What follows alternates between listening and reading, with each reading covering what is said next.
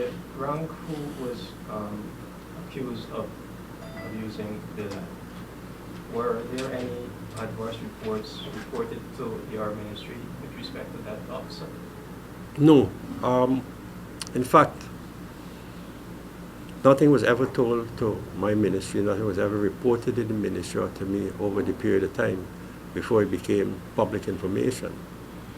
Was never aware of it. You notice the commissioner himself only became aware of it very late in the day.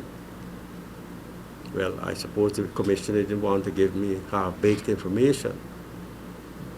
But for whatever reason, I don't want to apportion blame in any quarter.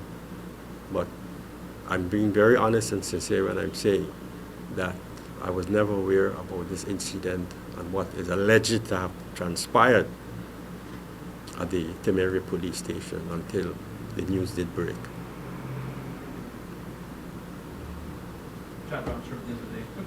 Was that to your satisfaction? Yes, yes. What measures are in place to prevent a recurrence? Listen, you know, I see press people, members of the media, every time I address the officers at the police officers conference. The president addresses them, and then I would address them. The president addresses them in the morning, and I would usually address them in the afternoon. And I would usually send out, even if the media people are not present, I would disseminate my statement that I made to the officers. That is the hierarchy of the Guyana Police Force. At every one of those conferences which take place on an annual basis, I make reference to the question of supervision. At every one of the graduating classes of the force, I make reference to this question of supervision because I know that this is one of the weak areas within the Guyana Police Force, proper supervision. And if the Minister of Home Affairs makes constant reference to this question of the need to properly supervise your ranks at the station level, then I would want to assume that it's not like information passes through one ear and goes through the other. That these things must be taken seriously. The minister himself has spoken time and again about proper supervision, the need for it, and discipline within the organization. And so I believe that it's not for the minister not speaking on these issues. He has spoken on them.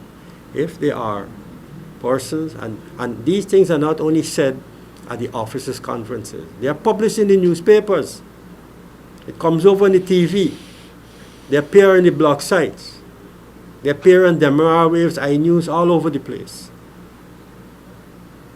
So they give them wide coverage.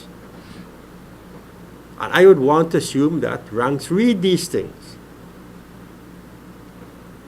No, you know, there's a saying, those who don't hear, they will have to feel.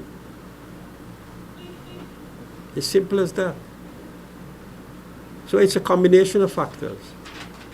And as I said before, I don't think that the ministry has been lacking in not pointing out and giving forewarning, so to speak, to the hierarchy of the force and to all other ranks of the force to look out for these things, because things can happen that can backfire on you.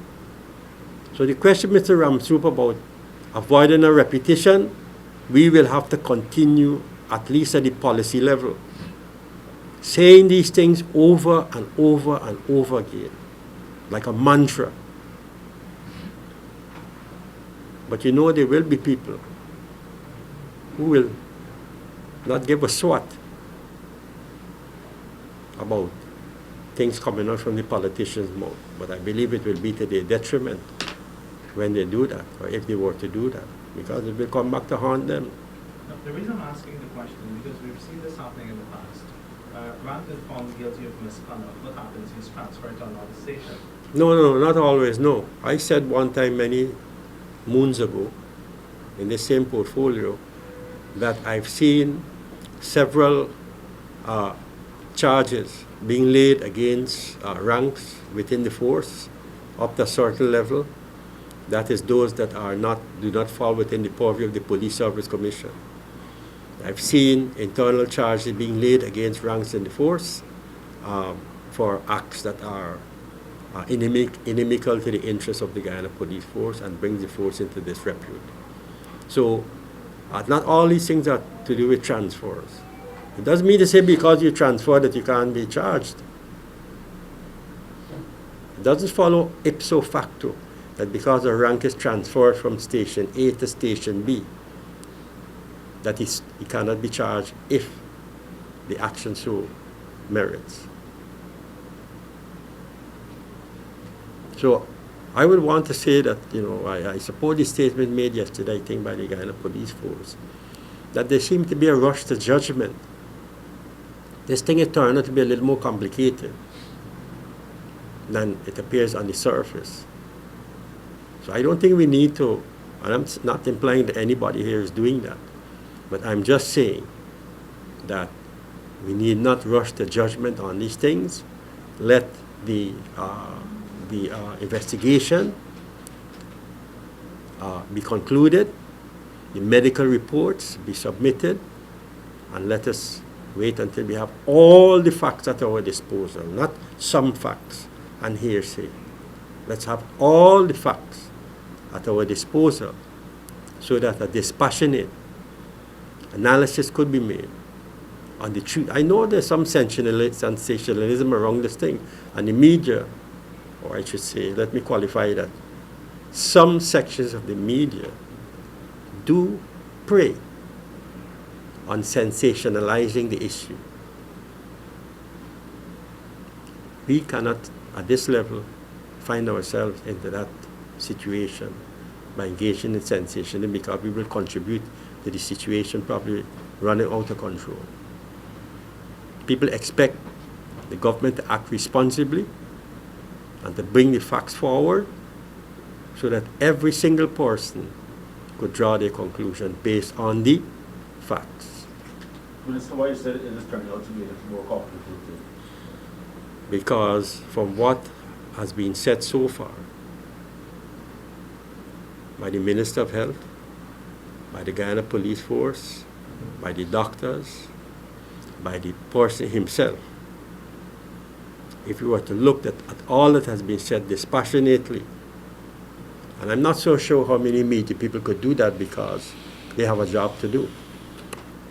And even if they were to draw different conclusions from what the editorial policy might be, I'm not so sure whether that will get into the media, into the print.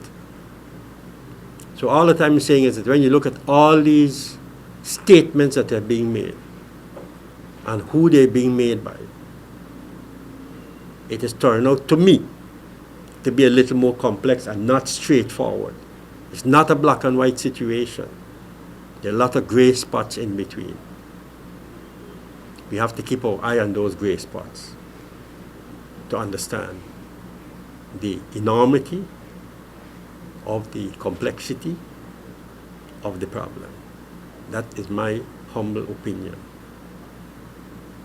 Mr. Harding, You're beginning to question the authenticity of the allegation. That's what you're suggesting. My friend, it's an allegation. It's an allegation. Anyone can jump up and make an allegation against anybody. That's not unusual. It happens all the time. It happens all the time. Maybe because you don't work in the law enforcement area, you don't know this. But allegations are fast and furious some days. It's not unusual for people to make allegations against somebody. I'm not saying that. I'm asking if you begin to question the authenticity of the allegation. I'm not beginning to question the authenticity of the allegation. There's no beginning or end until we have all the facts at our disposal. What is wrong even to question the allegation? What is wrong with that? What is wrong with questioning a allegation? There's nothing wrong with that.